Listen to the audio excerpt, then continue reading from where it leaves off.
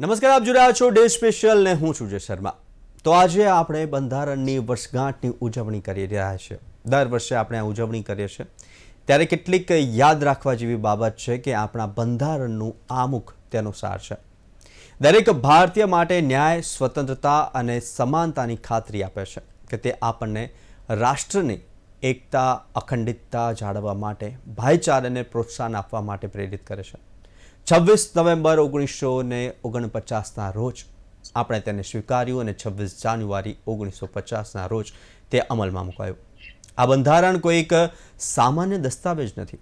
Doctor Bhimrao Ambedkar અને બંધારણ સભાના અનેક મહાનુભાવોની 2 વર્ષ, 11 મહિના અને 18 દિવસની તપસ્યાનું આ ફળ છે। તે સમયના તમામ પડકારો અને પરિશ્રમનો તે નિચોડ છે। તો આજે બંધારણ દિવસ અને તેને લઈને ચર્ચા કરીશું આજે ડે સ્પેશિયલમાં। અને આ ચર્ચા કરવા માટે આપણી સાથે જોડાયા છે હાર્દિક બ્રહ્મભટ્ટ, એડવોકેટ, અને સાથે ડૉક્ટર કપિલ શાહ, બંધારણ વિશ્લેષક। કપિલભાઈ, હાર્દિકભાઈ, આપનું સ્વાગત છે ડે સ્પેશિયલ કાર્યક્રમમાં। જી નમસ્તે। કપિલભાઈ, સૌથી પહેલાં તો બંધારણ દિવસ અને સાથે જ બંધારણને લઈને ઘણી બધી આપણે ચર્ચા વિચારણા કરતા હોઈએ છીએ। કોણે બનાવ્યું, કેવી રીતના બન્યું, કેટલા બધા પડકારો હતા, પરંતુ એક સામાન્ય માણસને જ્યારે બંધારણની વાત કરવામાં આવે ત્યારે ખાલી કહેશે કે હા, એક દસ્તાવેજ છે અને તે આપણે વાંચવું જોઈએ, તે સમજવું જોઈએ। પરંતુ સવાલ એ થયેલો છે કે બંધારણ જાણવું, વાંચવું અને સમજવું કેટલું જરૂરી દરેક નાગરિક માટે? સૌપ્રથમ તો ગુજરાત ન્યૂઝના તમામ દર્શકોને નમસ્કાર અને સમગ્ર દેશવાસીઓને બંધારણ દિવસની ખૂબ ખૂબ શુભકામનાઓ। હું ખાસ એ કહેવા માંગીશ કે સંવિધાન એ આ દેશનો પ્રાઇમરી કાયદો છે, એટલે દરેક નાગરિકને પ્રાઇમરી કાયદો ખબર હોવી જોઈએ। એટલે મારી દ્રષ્ટિએ દેશના દરેક નાગરિકને બંધારણ 100% એનો અભ્યાસ, મિનિમમ અભ્યાસ તો કરવો જોઈએ।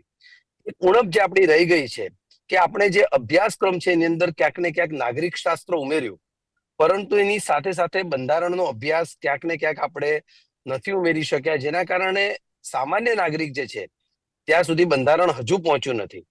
એટલે હું તો દરેક મારા ડિબેટમાં કહું છું કે જેમ ગાંધી કથા થાય છે, જેમ રામ કથા થાય છે, એમ દરેક યુનિવર્સિટી અને કોલેજમાં બંધારણ કથા કરવાની હવે જરૂર છે।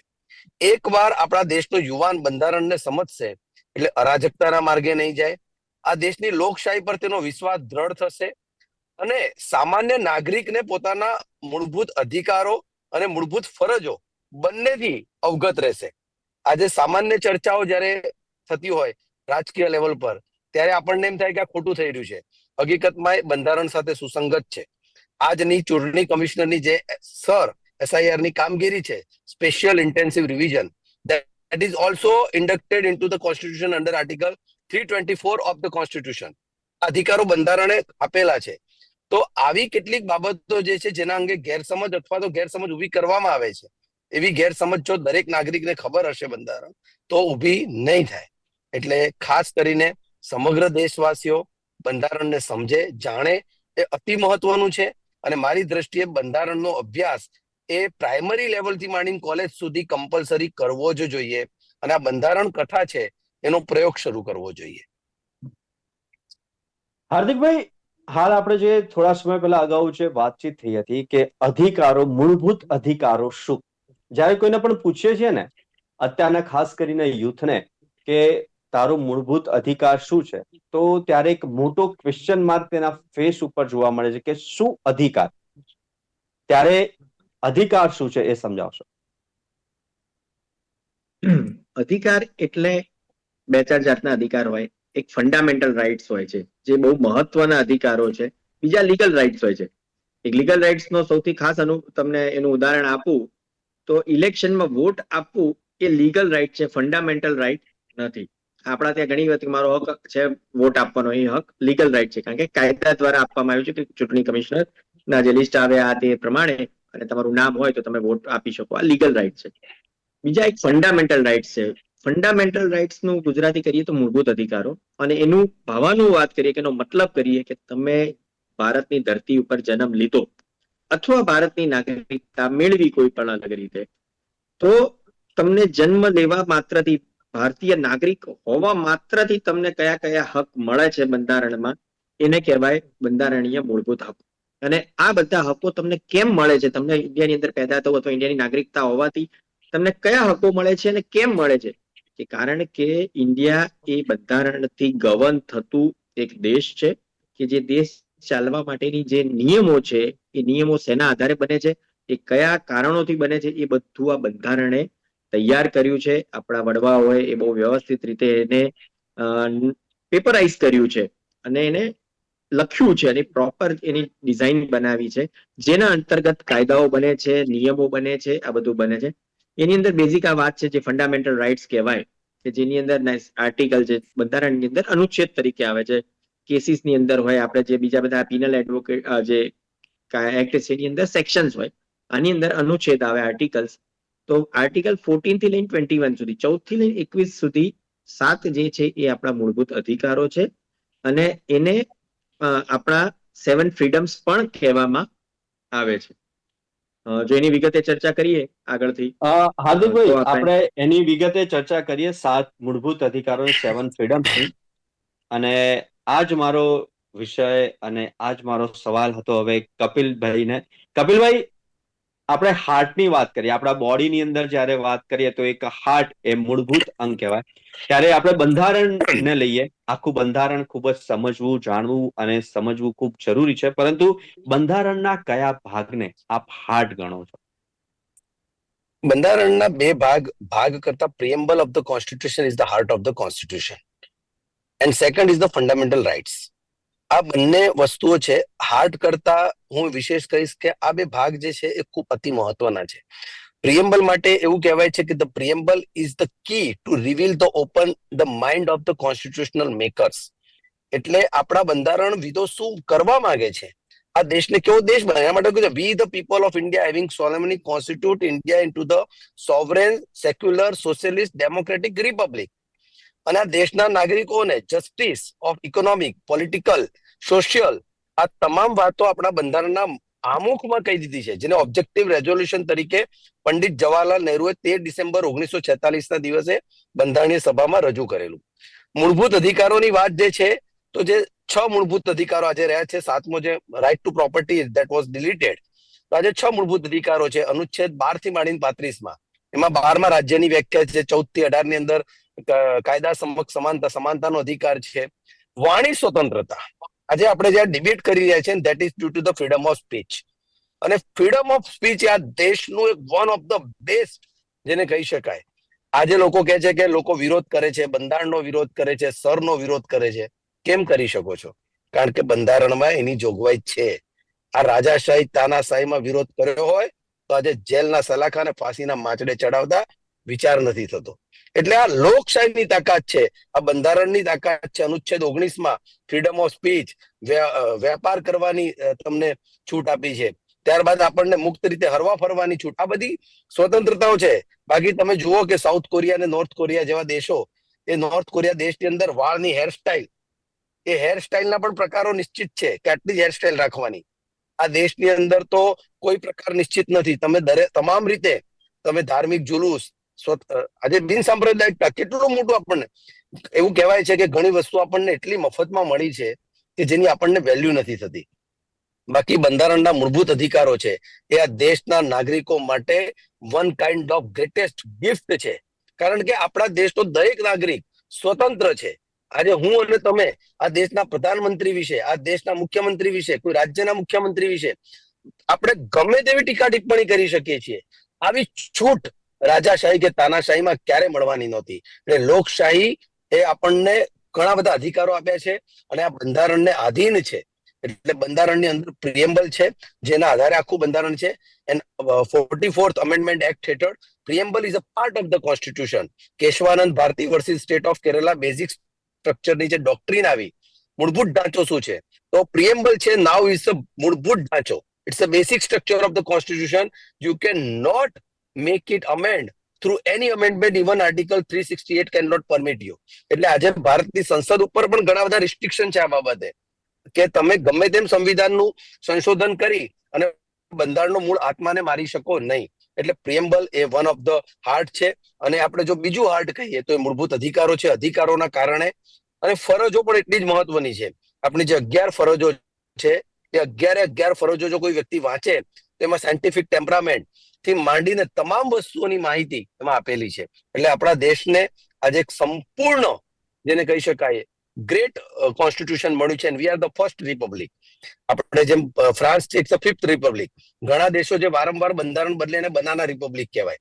તો ભારત દેશ છે ફર્સ્ટ રિપબ્લિક છે. આટલા વર્ષો પછી પણ આપણે બંધારણ બદલવાની જરૂર નથી પડી, અને આ બંધારણ આજે પણ આપણા દેશ માટે ઉપયોગી છે અને આજે પણ એ રિલેવન્ટ છે.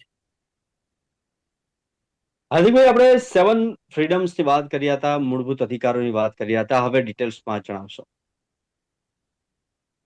જો એમાં પ્રમાણે સૌથી પહેલું છે article 14, equality before the law, equal protection law. એટલે કાયદા સમક્ષ સમાનતા અને કાયદાનો સમાન અધિકાર. આ એક વસ્તુ બહુ સ્પષ્ટ એ બતાવે છે. હું તમને એક ઉદાહરણથી કરું કે કોઈ બે જણ વચ્ચે મારામારી થઈ, એક વ્યક્તિએ બીજા વ્યક્તિને માર્યો, તો કાયદાથી રક્ષણ બંનેને કેવી રીતે મળે એની વાત કરીએ. જેને માર પડ્યો એ વ્યક્તિ ફરિયાદ કરી શકે, એ વ્યક્તિ સામે કોર્ટમાં કેસ કરી શકે, પોલીસમાં ફરિયાદ કરી શકે, અને એ પોલીસ મશીનરી એનો ઉપયોગ કરી પછી ચાર્જશીટ થાય અને કેસ ચાલે. તો એને કાયદાનું રક્ષણ મળ્યું. એને કાયદાની રક્ષણ મળવાથી આગળ એક પોતાની કાર્યવાહી ચલાવી શકે. અને બીજી બાજુ કોઈએ એને સાચો કેસ કર્યો છે કે ખોટો કેસ કર્યો છે, એને ગમે તેનું નામ દઈ દીધું, એક્સ ની જગ્યાએ વાય નું નામ લખી દીધું, તો એની સામે પણ, અથવા બે જણ જોનાર હતા છતાં પણ પ્રોપર એની પર ટ્રાયલ ચાલ્યા વગર એ વ્યક્તિને જેલમાં ન મોકલી શકાય, એ વ્યક્તિની પર સજા ન સંભળાઈ શકાય. આ એને પણ કાયદા દ્વારા રક્ષણ આપવામાં આવ્યું. તો equality before the law, equal protection of law, એની આ જે કન્સેપ્ટ છે એ આ ઉદાહરણથી મેં આપને સમજાવ્યું કે બંને વ્યક્તિઓને સંપૂર્ણ અને વ્યવસ્થિત એવું કાયદાનું રક્ષણ મળી રહ્યું છે, અને એની પ્રક્રિયા પૂર્ણ કર્યા વગર કોઈને પણ કોઈ પણ રીતનું નુકસાન થઈ શકે નહીં. બીજું છે આર્ટિકલ 15. આની વાત એવી છે કે ભેદભાવ સામે પ્રતિબંધ. એટલે કે કેવા છે કે ડિસ્ક્રિમિનેશન જે આપણે કહેતા હતા એની ઉપર વાત છે કે કેવી રીતે ભેદભાવ ન થઈ શકે, કે જેમાં ધર્મ, વંશ, જાતિ, લિંગ, તમે કઈ જગ્યાએ પેદા થયા છો, તમારો શરીરનો રંગ કેવો છે, આના આધારે જે પેલા આપણા જે કુપ્રથાઓ હતી, અથવા જે પૈસાદાર ગવર્નરનું ઘણા બધા ઇસ્યુઝ આપણે આપણા સામાજિક રીતે પણ જોયા છે. અને એ રૂઢિઓ પ્રણાલીઓ વર્ષોથી ચાલી આવતી હતી. એ રૂઢિઓ પ્રણાલીઓને કાયદા દ્વારા અટકાવવા માટે, એ કાયદાને બળ આપવા માટે અથવા કાયદા ઘડવા માટેની જે પ્રક્રિયા થઈ શકે એના માટેનો જે પાવર આપવામાં આવ્યો કોન્સ્ટિટ્યુશન દ્વારા, એ આર્ટિકલ 15 દ્વારા આવ્યો છે, જેની અંદર આ ભેદભાવ સામે પ્રતિબંધ મૂકવામાં આવ્યો છે. કે આપની ભાષાથી કોઈ આપને રોકી ના શકે કે ભાઈ અહીંયા આ જ ભાષાવાળા લોકો રહેશે, આ જ ભાષાવાળા લોકો કામ કરશે. આપના કલરથી, ધર્મથી, આ બધાની પર સમાનતા, કારણ કે આપણો દેશ એ સમાનતામાં માને છે. તો એના માટેનું જે બળ પૂરું પાડવું પડે કાયદાને, એ કાયદાનું બળ પૂરું પાડવાનું કામ આર્ટિકલ 15 કર્યું છે. પછી એક સમાનતાની હદ છે જાહેર નોકરીઓમાં. જાહેર નોકરીઓમાં આપણે જોઈએ છે કે ભાઈ તમને કોઈ પણ કારણસર તમે જો એલિજિબલ હો તો તમને આ જે ઉપરની જે વાત આપવામાં આવી કે વંશવાય, આ કલર, તમારું કાસ્ટ, રિલિજન, એના ઉપર ન ફરક પાડી શકાય, તમને પ્રોપર રિપ્રેઝન્ટેશન મળે એના માટેનું જે પછી આ જે પછાત જ્ઞાતિઓ હતી એમને આગળ લાવવા માટેના જે સ્પેસિફિક જે આપણે અનામત રાખવામાં આવ્યું એ પણ રાખવામાં આવ્યું. તો આવી પરિસ્થિતિઓની અંદર જ્યારે બંધારણે એ સ્પષ્ટ કહી અને પાવર આપવામાં આવ્યો છે કે સરકારને પણ અને કાયદાવિદોને કે તમે આ રીતે કાયદા બનાવી શકો, તેની અંદર જાહેર નોકરીમાં પણ સમાનતા રાખવાની, એમાં તમે કોઈ રીતનું લોકોને ડિસ્ક્રિમિનેશન ન કરી શકો એવી વાત કરવામાં આવી છે. અને બીજું એક આર્ટિકલ 17 જે અનટચેબિલિટીની વાત કરે છે. હવે સમાજ બદલાતો ગયો, અનટચેબિલિટીની ઇસ્યુ ઓલમોસ્ટ પૂરો થવા આવ્યો છે. કદાચ શહેરી વિસ્તારોમાં તો નથી, ગામડાઓમાં કે ક્યાંક ઇન્ટિરિયર હોય તો આપણે જવાનું થતું નથી, બહુ આઈડિયા નથી, પણ કદાચ હોય તો પણ આ આર્ટિકલ એ સંપૂર્ણ રીતે અસ્પૃશ્યતા નિવારણને સમર્થન કરી અને એનો પાવર આપે છે કે આવું કોઈ પણ વ્યક્તિ આના વિશેનું કાર્ય કરે કે અસ્પૃશ્યતા માટે કોઈને પણ હેરાન કરે, અડધૂત કરે, તો એની સામે રક્ષણ મળે છે. અને આ વસ્તુથી અસ્પૃશ્યતા સંપૂર્ણ રીતે જે પ્રથા છે એ નાબૂદ કરવામાં આવે છે.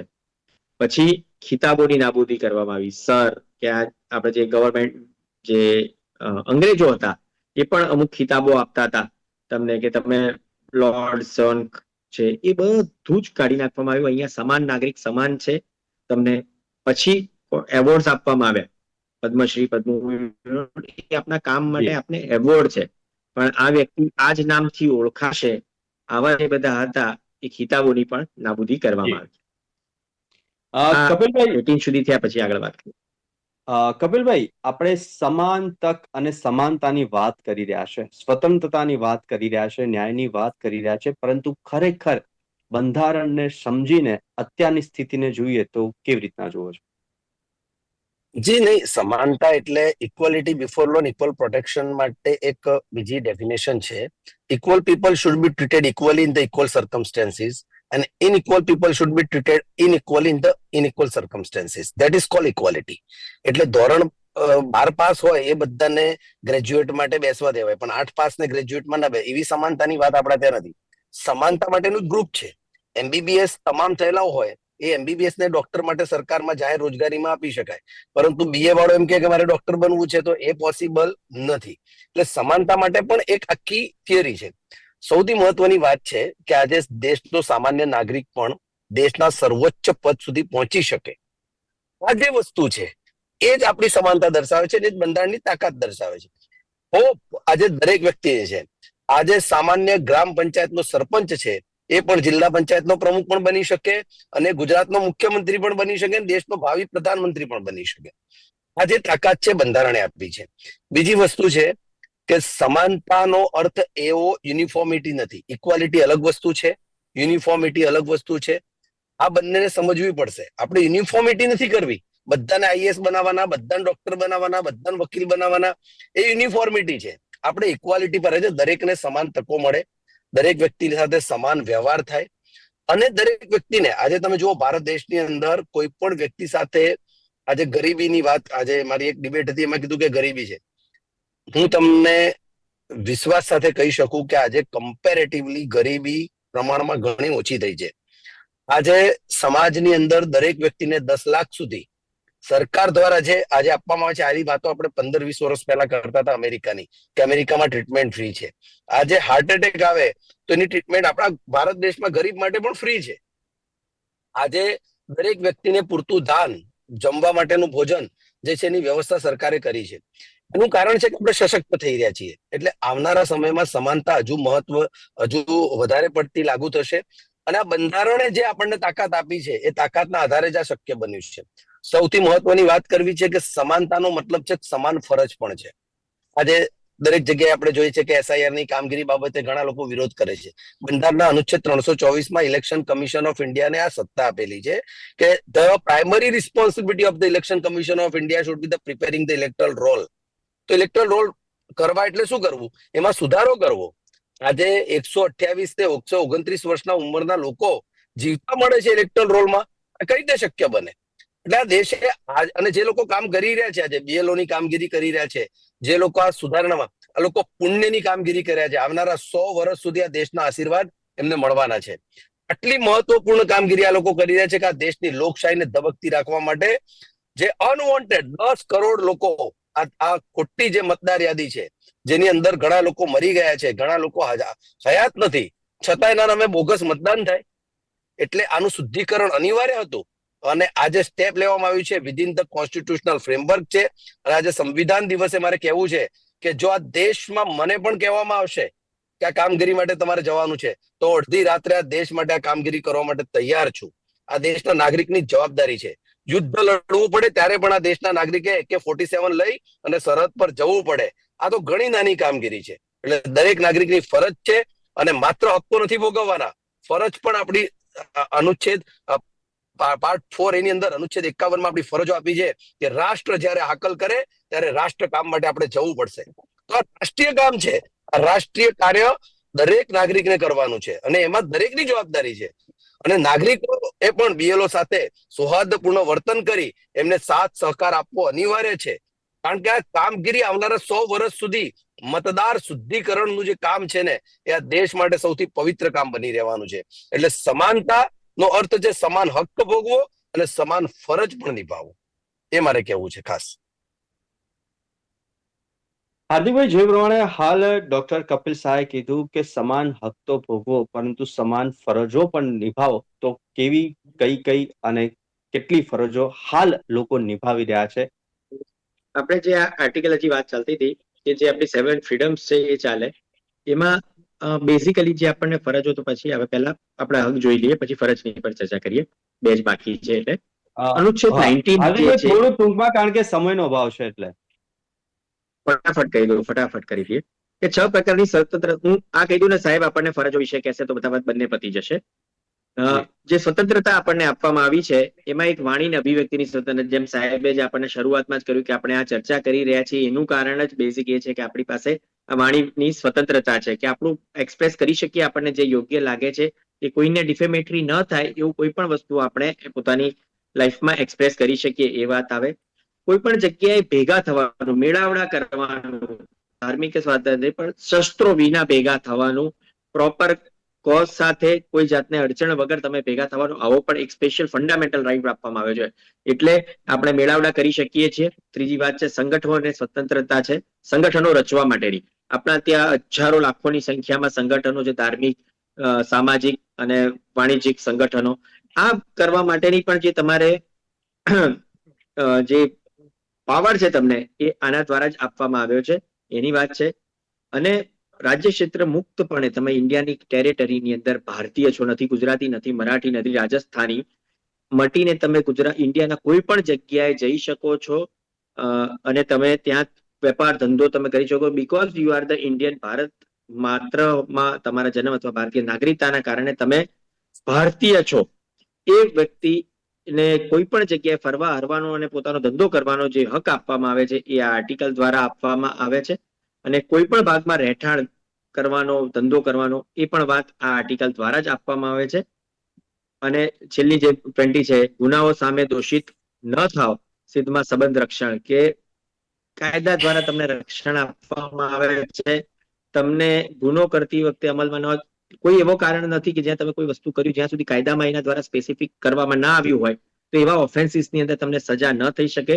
આત્મરક્ષણની પણ એક વાત કરવામાં આવે છે.